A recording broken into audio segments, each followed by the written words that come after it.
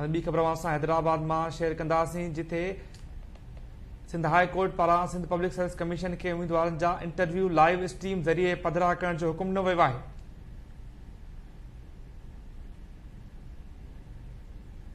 अव्हांखे ॿुधाईंदा हलूं त सिंध हाई कोर्ट में म्यूनिसिपल ऑफिसर जी भर्तियुनि में मेरिट जी लताड़ ख़िलाफ़ उम्मीदवारनि पारां दरख़्वास्त ते ॿुधणी थी आहे।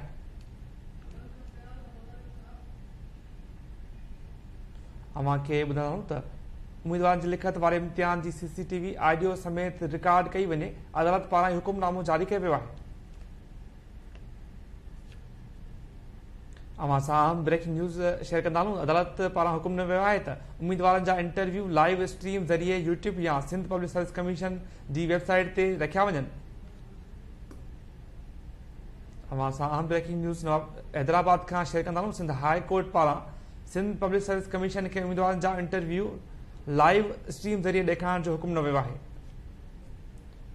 अव्हांखे ॿुधायूं त सिंध हाई कोर्ट में म्यूनिसिपल ऑफिसरनि जी भर्तियुनि में मेरिट जी लताड़ ख़िलाफ़ उम्मीदवारनि जी दरख़्वास्त ते ॿुधणी थी आहे। इन हवाले सां लाइन ते मौजूदु आहे इमाम अली भलाई। जी इमाम, कहिड़ा अपडेट्स इन हवाले सां? जी Shiraz, Sindh high court circuit bench Hyderabad में सिंध पब्लिक सर्विस कमीशन पारां म्यूनिसिपल ऑफिसरनि जी भर्तियुनि में मेरिट जी लताड़ ख़िलाफ़ 16 उम्मीदवारनि पारां दाख़िल कयल दरख़्वास्त ते ॿुधणी थी आहे।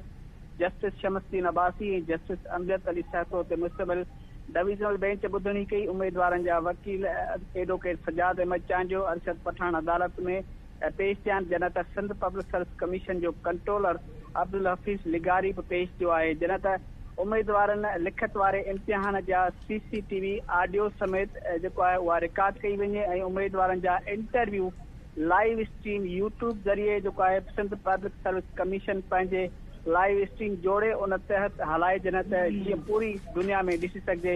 अहिड़ो नोटिफिकेशन जारी जेको आहे करे सुभाणे पेश करियो सिंध हाई कोर्ट जो सिंध पब्लिक सर्विस कमीशन जे अमलदारनि खे अहिड़ो हुकुम ॾिनो आहे। जंहिंखां पोइ जस्टिस अमजद सहतो ॿुधणी दौरान रिमार्क्स ॾिना आहिनि त हाणे घणो थी वियो, असांखे सभु ख़बर आहे त सिंध पब्लिक सर्विस कमीशन वटि कहिड़ो मैकेनिज़म आहे। हाणे पाण खे सुधारियो। पब्लिक सर्विस कमीशन जे हर इम्तिहान में चेयरमैन, सेक्रेटरी, कंट्रोलर ऐं ॿिया अमलदार मीडिया ते तनक़ीद जो निशानो बणिजंदा। छा मैकेनिज़म सुधारींदो या अञा ईअं ई तनक़ीद कंदो? जॾहिं त उन हवाले सां हुनजो चवणु हो त अयाशियूं हिकिड़ा कनि ऐं तनक़ीद थिए ॿियनि ते। कमीशन खे हाणे सुधारो आणणु घुरिजे। सुप्रीम कोर्ट ऐं सिंध हाई कोर्ट जे ॾिनल हुकुमनि ते हाणे अमल कयो वञे।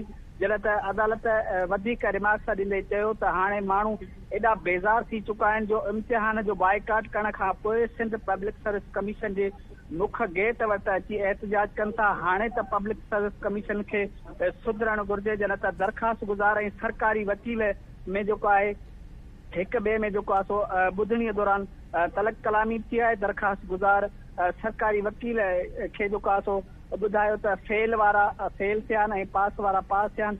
अहिड़े हवाले सां जेको आहे जस्टिस अमजद सहतो रिमार्क्स ॾिना आहिनि।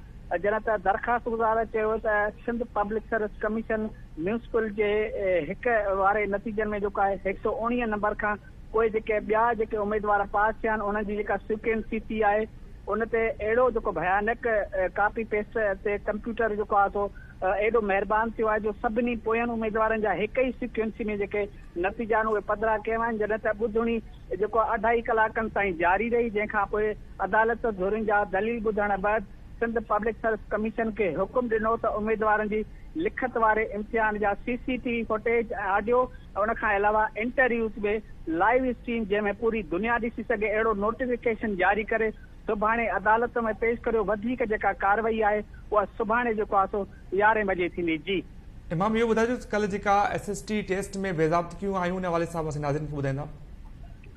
जी बिल्कुलु, तव्हांखे ॿुधायां त गुज़िरियल ॾींहुं जेके एहतजाज हुया, एहतजाज खां पोइ सिंध पब्लिक सर्विस कमीशन इंतज़ामिया जेको एक्शन थियो उन एक्शन खां पोइ KTN न्यूज़ जे नाज़रीन खे असां ॿुधाईंदा रहियासीं। पर अॼु जेको आहे सिंध पब्लिक सर्विस कमीशन पारां सेकेंडरी स्कूल टीचर जो पेपर लीक थियण वारे मामले जी जांच लाइ जेका फैक्ट फाइंडिंग कमेटी जेका चेयरमैन पब्लिक सर्विस कमीशन जी मंज़ूरी सां फैक्ट फाइंडिंग कमेटी क़ाइमु कई वई आहे, जंहिंमें रिज़वान अहमद ऐं मोहम्मद आरिफ हनीफ़ ते ॿ रुकनी जेका कमेटी पेपर लीक थियण ते समूरनि इल्ज़ामनि जी जेका जांच कंदी।